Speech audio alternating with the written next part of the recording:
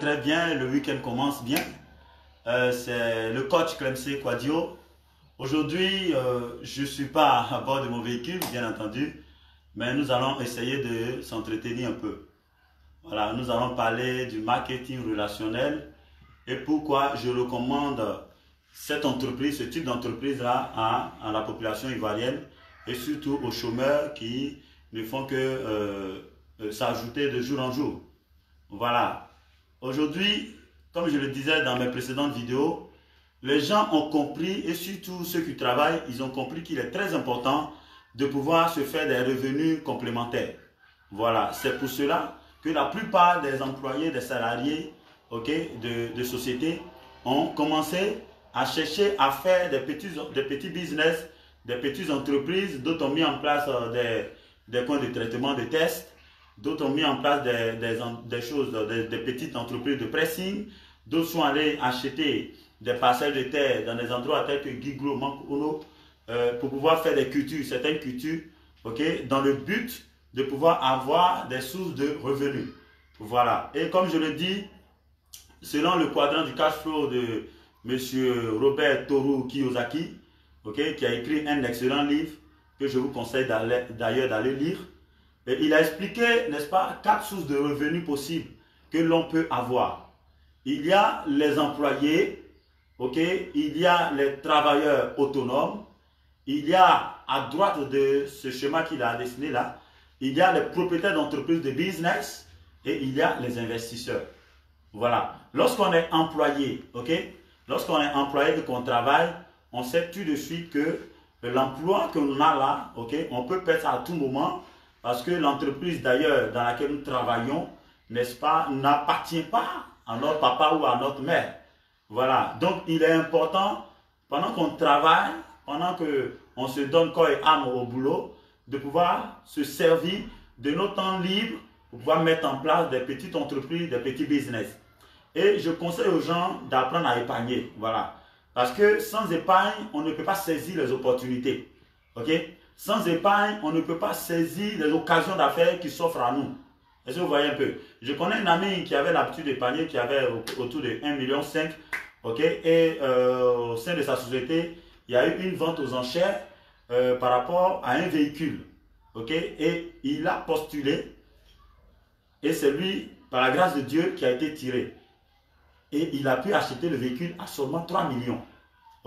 Il a eu le temps de prendre d'abord ce qu'il avait déjà épargné pour donner cela comme apport et par derrière, après, il a soldé le compte. Mais imagine un instant qu'il avait 0 francs dans son compte et qu'il n'avait rien du tout. Comment pouvait-il saisir cette opportunité?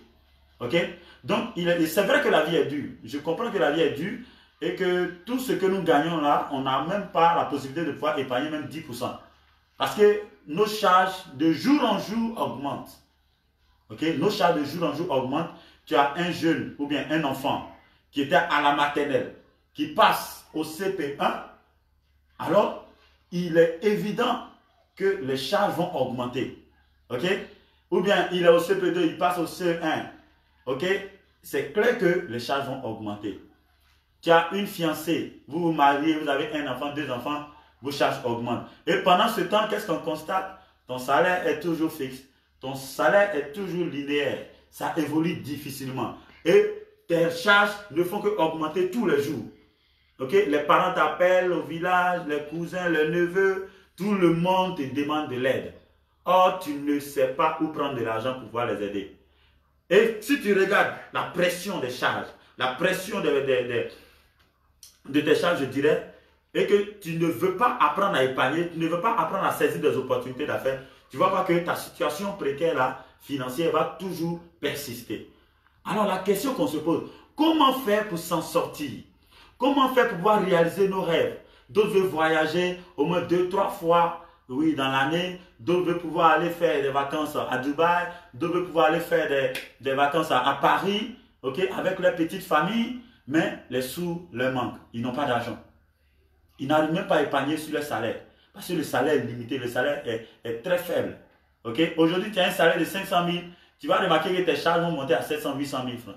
Si tu ne fais pas attention, tu vas rester de dette en dette et tu vas aller encore auprès des banquiers pour prendre des prêts à un emprunt fini. Ce que je conseille aux jeunes Ivoiriens, travailleur ou non travailleur, chômeur ou pas chômeur, vous devez apprendre à pouvoir faire des business ou des jobs qui vont vous permettre, n'est-ce pas, de pouvoir vous avoir disposé de temps, ok, disposer de temps et pouvoir avoir de l'argent même quand vous dormez. Parce que comme le disait quelqu'un, si pendant que tu dors, tu n'es pas en train de gagner de l'argent, alors il faut savoir que tu vas travailler toute ta vie. Et il y a des gens aujourd'hui qui sont à l'âge de la retraite, mais qui n'ont pas le courage de demander leur retraite. Pourquoi? Simplement parce que ils n'ont pas quelque chose de côté.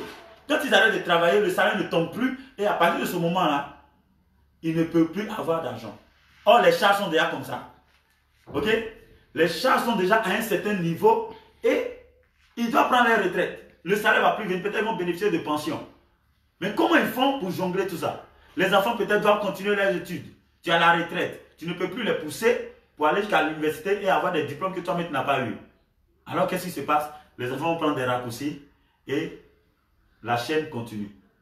Ok? Et on se trouve que dans la famille, il n'y a pas vraiment des multimilliardaires. Il n'y a pas des gens importants. Est-ce qu'on se comprend? Donc ce que je veux conseiller aux Ivoiriens, c'est de choisir des business, ok, des affaires qui vont leur permettre, dans un premier temps, de travailler certainement durement, mais après, qui vont pouvoir disposer de temps et, n'est-ce pas, vaquer à leurs occupations, vivre leurs rêves, toutefois en continuant à avoir de l'argent. C'est quoi le type d'affaires que vous devez choisir? Ça doit être des affaires qui ont un effet de levier par derrière. Ok? Des affaires qui ont, comment je dirais ça, qui ont une possibilité de se dupliquer seul. Ok? De se dupliquer seul, de telle sorte que même quand tu n'es pas là, tu puisses voir ton business continuer à te générer de l'argent au fur et à mesure. Et c'est à cela que répondent les entreprises.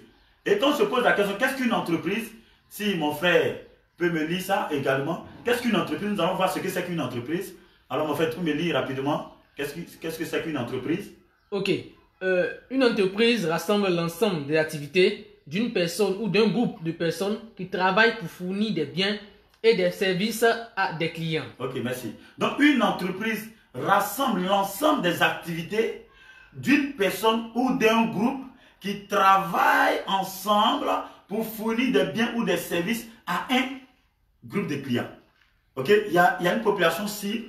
Donc, lorsque vous travaillez ensemble en groupe, ok, pour pouvoir offrir des services ou des biens, on qualifie cela d'une entreprise. Ok, poursuis la définition.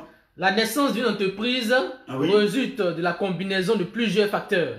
Une bonne idée, associée à un apport en argent, en moyens humains ou matériels, et aussi à une bonne dose d'enthousiasme. Voilà. Donc, la naissance d'une entreprise, ok, résulte de plusieurs facteurs. D'abord, une bonne idée. Ok, une bonne idée. Tu as ton idée? Ok, moi, je veux monter mon business, je veux monter mon entreprise. Mais qu'est-ce que je veux offrir? Est-ce un produit physique, tangible, ou bien est-ce un service? Ok, dans le cas où c'est un service, comment est-ce que ton service est fourni? Est-ce que ton service est concentré sur toi seul? À partir de ce moment-là, si tu es malade, tu n'auras rien. Parce que tu n'es pas là pour assurer le service. C'est pourquoi on parle de duplication. Tu es dans une entreprise, tu as monté ton business et il n'y a pas de duplication derrière. Ça veut dire tout est concentré sur toi. Le jour où tu es en déplacement, le jour où tu es en vacances, le jour où tu es en voyage, le jour où tu es malade, tout s'arrête. Ton service n'est plus assuré. Et à partir de ce moment-là, tu te retrouves carrément à court de ressources ou à court de revenus. Est-ce que vous voyez un peu? Mais si c'est par exemple, si tu veux offrir plutôt des biens physiques, des produits tangibles, ok? Là, c'est très intéressant. On va se poser la question, est-ce que tu travailles seul dans l'entreprise ou bien tu as une équipe, ou bien tu vas recruter des commerciaux ou des gens? Alors, quand tu vas recruter des commerciaux ou des gens, tu es obligé de former ces personnes-là. Tu dois former ces personnes, tu dois leur donner des outils, ok? Des outils peut-être des prospectus, peut-être des plans de présentation, comment présenter le business, comment présenter par exemple le produit aux clients, aux prospects. À partir de ce moment-là, tu vas voir que si tu n'as pas en toi la qualité de leader, la qualité de manager et cette capacité de développement personnel que tu vas donner à ton équipe soit de distribution ou de vente, s'ils vont sur le terrain et qu'ils rencontrent des rejets, les gens ils proposent le produit, les gens disent non, moi je suis déjà habitué à tel parfum, ou bien tel savon ou tel autre produit, ou bien j'ai déjà mon assurance, ou bien j'ai déjà celui-là. Comment cette équipe commerciale va réagir? est-ce que le premier refus ou bien les premiers noms qu'ils vont entendre là va les amener à simplement revenir au bureau et s'asseoir pour dire non, le terrain est trop dur, ça ne peut pas marcher, chef?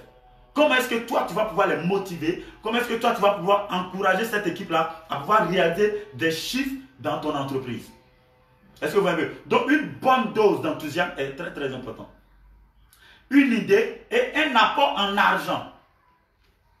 C'est très important. Un apport en argent, en moyens humains et matériels. Sans ça, il n'y a pas d'entreprise.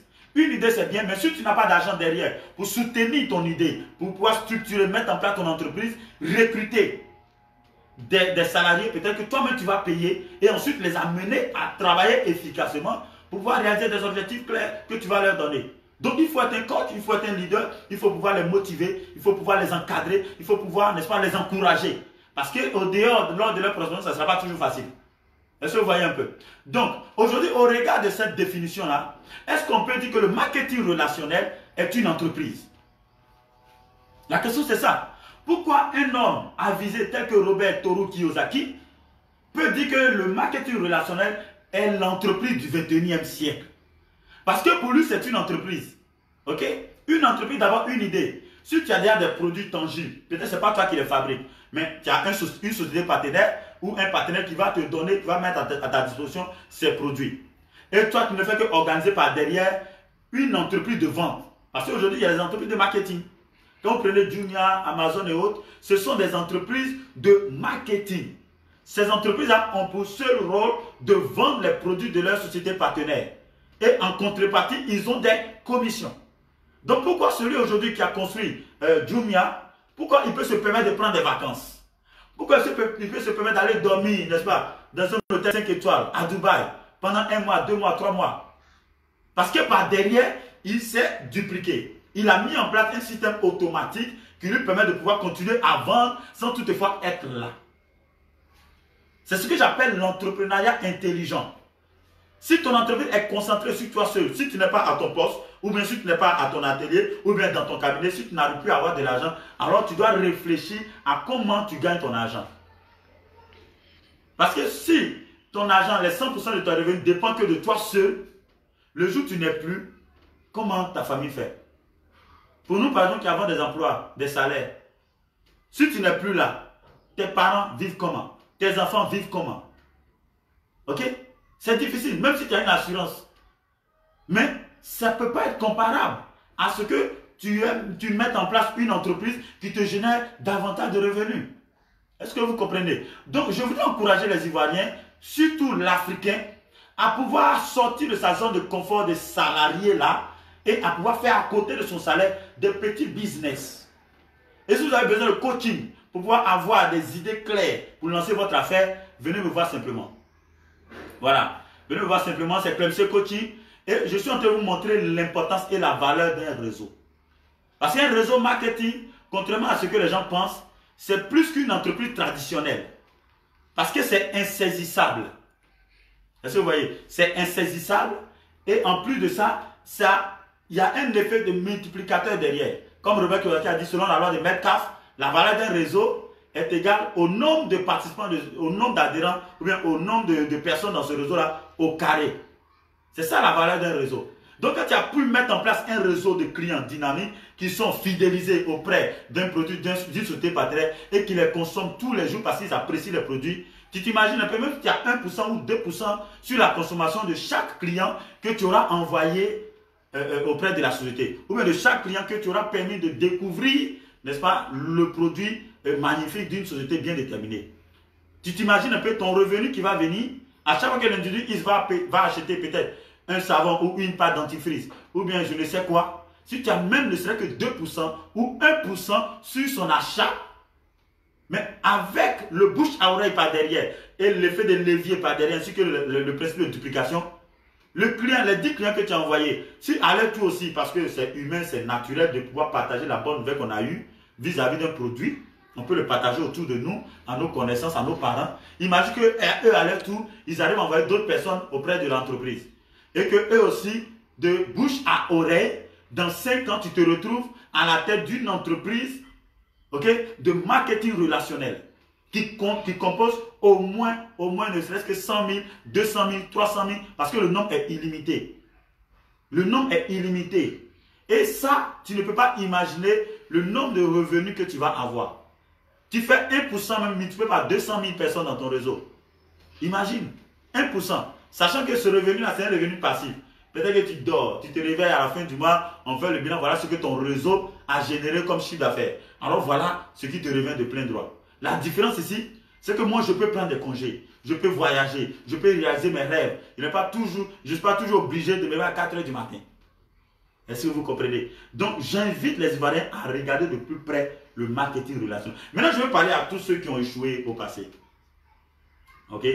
Dans le passé, tous ceux qui ont échoué, je vais vous dire une chose, ça je ne vais pas passer par 2-3 chemins. Vous avez échoué simplement parce que vous avez abandonné. Ça c'est d'abord la première cause d'échec.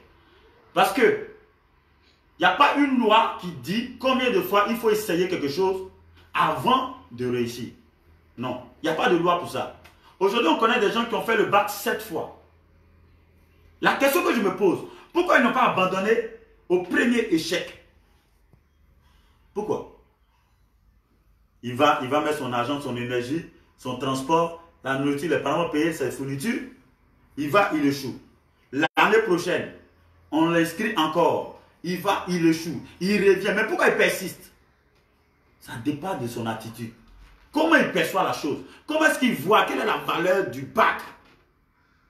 Quelle valeur il accorde au bac? C'est d'abord ça le plus important. Il se dit que s'il n'a pas le bac, il est foutu. S'il n'a pas le bac, il ne peut pas travailler. S'il n'a pas le bac, il ne peut pas atteindre tel niveau de salaire qu'il souhaite. Donc c'est pourquoi il s'accroche. Malgré les échecs, il se relève et il tape encore. Malgré les échecs, il se relève et il tape encore. Il ne lâche pas l'affaire. Il y a des gens qui ont payé des millions, des centaines de mille pour aller passer d'un concours. Ça n'a pas marché. Et les mêmes choses, l'année prochaine, ils vont lancer encore le même concours. Ils vont aller encore donner de l'argent, mais ça va échouer encore. Mais pourquoi il persiste? Pourquoi il ne refuse? Il n'arrête pas. Pourquoi il n'abandonne pas? Simplement parce qu'il se dit que c'est une question de vie ou de mort. Il leur faut ça. C'est la même chose. Premièrement, vous avez échoué parce que vous avez abandonné. Deuxièmement, vous avez échoué simplement à cause de votre attitude. Parce que l'attitude compte au moins à 85% dans les résultats que nous avons. Notre attitude. Et notre attitude, généralement, est conditionnée par la perception que nous avons de la chose. Si tu perçois la chose comme un truc, bon, de toute façon, c'est du n'importe quoi, et que j'ai essayé, bon, ça n'a pas marché, donc j'arrête, c'est ton attitude. Mais une autre personne va voir le marketing relationnel comme étant le pont qu'il lui faut pour pouvoir atteindre l'indépendance financière, à cause du principe de duplication et de l'effet de levier par derrière. Même s'il a échoué avec une première entreprise, il se dit soit c'est l'entreprise, soit ce sont les produits. Mais il y a une chose que vous devez savoir. Vous êtes plusieurs à faire un réseau marketing. Vous êtes plusieurs à embrasser un business. Pendant que d'autres réussissent à côté de toi, toi tu as enregistré un échec. Et tu oses t'en prendre à la société. Tu oses t'en prendre aux produits de la société. Je suis désolé. Moi je dis, dès qu'il y a une seule personne qui a réussi dans un secteur, tu as le pouvoir et la capacité également de réussir. Si tu as échoué, sachez que vous deux vous étiez soumis à la même société, au même plan de compensation et au même produit. Si lui il a réussi, que toi tu as échoué, pourquoi tu t'apprends au système? Pourquoi tu t'en prends au produit ou à l'entreprise? C'est toi l'échec. C'est toi l'échec. Reviens sur toi-même et pose-toi la question. Qu'est-ce que j'ai fait que je n'aurais pas dû faire? Qu'est-ce que j'aurais dû faire que je n'ai pas fait? Parce que c'est d'abord toi. Ok? Ça c'est très très clair. Maintenant, le troisième cas, ou la troisième cause que je dirais de l'échec, découle de l'attitude de la personne. Ce sont les business qu'on ne nous a pas appris à l'école. Aujourd'hui, quand on parle d'entrepreneuriat, on ne nous a pas appris ça à l'école. On nous a appris à être de bons employés, à être vraiment loyaux et à pouvoir travailler convenablement et sérieusement. Mais on ne nous a pas appris à monter une entreprise, à recruter des gens, à les coacher, à les former, à les conduire au sommet. On ne nous a pas appris ça. Donc, une formation ou une auto-formation s'impose. Parce que tu es en train de rentrer dans un secteur, okay, même si tu vas aller faire un champ de café cacao, frère, tu dois te former. Tu as passé ton temps dans les mathématiques, dans les sciences, dans les français. Là-bas, là, ce n'est pas mathématique. Là-bas, ce n'est pas science. Tu dois chercher à te faire former auprès même de ceux qui sont déjà sur le terrain. Ceux qui ont déjà des plantations, okay, qui sont en train de recueillir des fruits. Tu dois aller vers eux pour savoir quels sont les topos, quelles sont les techniques qu'ils ont utilisées. Mais non seulement tu reconnais cela, tu ne viens pas aux formations de tes leaders. On te dit viens aux formations, tu ne viens pas. Ok? Tu es en train de faire autre chose. Manque de temps, manque de vision, manque de foi. Ok? Manque de foi également. Vous manquez de foi, vous ne croyez pas en ce que vous faites. Vous avez pris ça, je vais essayer. Mais tu vas essayer. Avec quelle attitude tu essaies? Est-ce que tu vas à fond? Est-ce que tu vas à fond? Est-ce que tu te dis que non, c'est une question de vie ou de mort? Même si je tombe, je me relèverai et j'irai toujours de l'avant. Ok? Donc, je voudrais un peu faire comprendre aux Ivoiriens, à tous ceux qui ont déjà échoué auparavant dans certains business de marketing relationnel, que le problème, ce n'est pas l'entreprise. Le problème, ce n'est pas votre parrain. Le problème, ce n'est pas votre leader. Le problème, ce n'est pas le produit. Le problème, c'est vous-même. Le jour où vous allez réaliser cela, vous allez comprendre que la plupart de vos résultats, même les résultats que vous avez eu jusqu'à aujourd'hui, n'est pas venu de quelqu'un d'autre que de vous-même. Votre perception, comment vous voyez vous-même d'abord? Est-ce que vous êtes des perdants ou des gagnants? Je peux raconter un peu l'histoire de David dans la Bible. Ok, je ne suis pas en train de prêcher, mais c'est une histoire qui me fascine énormément. Voilà un jeune berger qui n'a pas l'expérience du terrain, qui n'est pas habitué au combat, qui vient se retrouver dans un défi terrible entre Goliath et le peuple d'Israël. Des gens habitués à la guerre. Même le roi, un homme habitué à la guerre. Déjà des guerriers même d'Israël qui étaient déjà habitués à la guerre. Eux tous reculaient. Eux tous reculaient. Aujourd'hui, il y a des gens, parce que non, il y a tel cousin qui a échoué, parce que je connais telle personne qui a essayé, qui a échoué. Donc toi, automatiquement, lui devient une référence d'échec. Parce que lui, il a échoué. Donc toi, tu te dis que tu vas échouer. Mon Dieu. Mais quelle mentalité! Parce que le monsieur a échoué. Donc lui, son résultat sera toi ton résultat. Est-ce que vous avez la même constitution? Est-ce que vous avez le même paradigme? Est-ce que vous avez la même mentalité? Est-ce que vous avez le même état d'esprit? David est arrivé dans ce challenge-là. Tout le monde recule. Le roi lui-même recule. Tous les guerriers reculent. Goliath, voilà sa taille. Il menace tout le monde. Mais il y a quelque chose ici qui a réveillé un guerrier dans David. Quand le roi a dit, celui qui va vaincre ce monsieur-là, ce démon-là, moi je lui donne ma fille. Regardez le résultat. Il y a déjà quelque chose de promis là, à l'horizon. Ok? Il y a déjà quelque chose de promis à l'horizon. La fille du roi, lui, il est simple berger, un simple paysan. Il n'est même pas même proche même de la cour royale.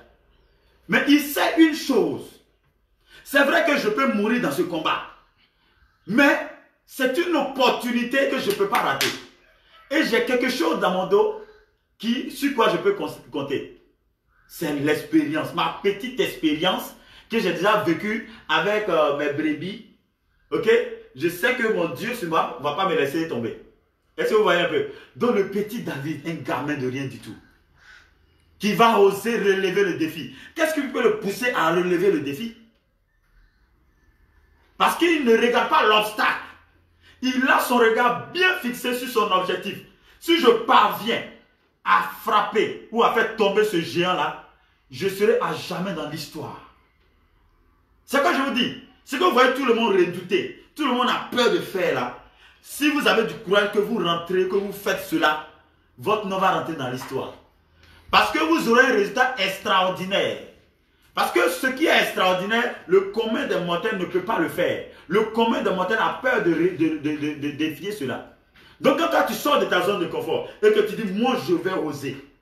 De toutes les façons, la question que tu dois te poser ici, si j'échoue, qu'est-ce que je vais perdre de plus grave? C'est ça d'abord. Ici, c'est une question de vie ou de mort. David pouvait perdre sa vie là. Mais le risque auquel il était exposé là ne pouvait pas être comparé à la gloire qui était devant lui. C'est de ça qu'il s'agit. Donc, au lieu d'avoir peur de l'échec que tu peux enregistrer, et si tu réussissais, tu ne te poses pas cette question. Si tu réussissais à bâtir ton entreprise là, certainement tu vas tomber plusieurs fois, mais relève-toi. Tu tombes, relève-toi. Tu tombes, relève-toi et frappe. Un jour, ça va céder. Et lorsque ça cédera, ce jour-là, tu sauras que tout ce que tu as fait là était très important et tu devais le faire. Donc avant de laisser passer une opportunité, pesez d'abord le pour et le contre. Si je sais que j'échoue, qu'est-ce que je vais perdre de plus gros? Si je réussis, qu'est-ce que je vais gagner? Alors à toi de voir. À toi de voir ce qui va t'intimider ou ce qui va te challenger. Moi, généralement, de toute ma vie, j'ai été comme ça. Quand on dit c'est dur là, c'est ce que je vais faire. Parce que je sais que la seule manière pour moi de mettre de la valeur ou d'être considéré par la société, c'est de faire ce que tout le monde redoute. Je sors comme un héros. Je sors et tout le monde m'acclame. Parce qu'eux, ils ont eu peur de le faire. Et moi, je rentre, je sors avec une victoire.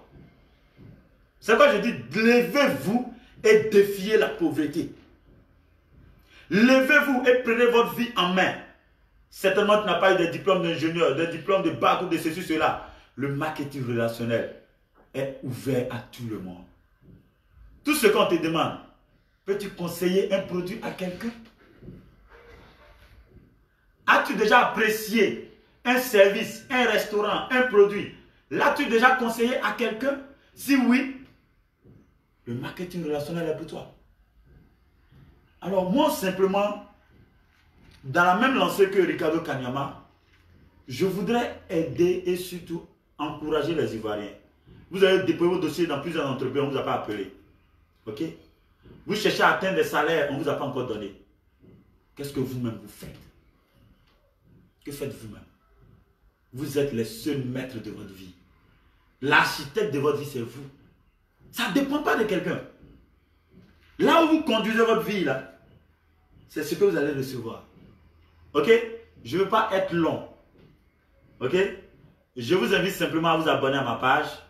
Vous tapez Clemsey Coaching. Ok? Clemsey Coaching. Abonnez-vous à ma page. Et nous allons faire voyager l'Afrique. Nous allons encourager les Ivoiriens à atteindre le sommet. Ok? Vous allez encourager les Ivoiriens à atteindre le sommet. Donc c'était le leader Clemsey Quadio, leader d'ISN en Côte d'Ivoire. Et ça, c'est mon activité extra-professionnelle. Voilà, je suis aussi un salarié d'une entreprise de la place. Ok? Donc, ce que vous devez comprendre, c'est que de la même manière que les gens, ils prennent leur week-end souvent pour aller dans leur village pour soit construire ou bien faire une petite plantation. Moi, ma plantation, c'est le marketing relationnel. Voilà. Et mon temps libre, je prends pour bâtir mon business. Je prends pour bâtir mon réseau de distribution. Et ça, je sais qu'un de ces jours, les résultats que je vais recueillir dedans, ils ne sauraient être comparés à un salaire. Ça, je le dis, tout le monde le sait. Une personne qui a étudié minutieusement le marketing relationnel ne peut pas comparer une entreprise de marketing relationnel à un salaire. Non, non, non, je suis désolé. Donc, c'était moi. Certainement que je vais vous retrouver encore là-dessus. Je vous donne rendez-vous pour mes prochaines séances. Mais déjà, allez sur ma page YouTube et n'oubliez pas de vous abonner et surtout de la partager. C'est Clemsey Coaching. Clemsey, c'est C-L-A-I-N-E-C-E-T. Clemsey Coaching. Simplement. Voilà. Coaching, c'est C-O-A-C-H-I-N-G. Donc, Clemsey Coaching, vous tapez, vous abonnez à ma page et nous allons amener les Ivoiriens au sommet. Good morning, DXN.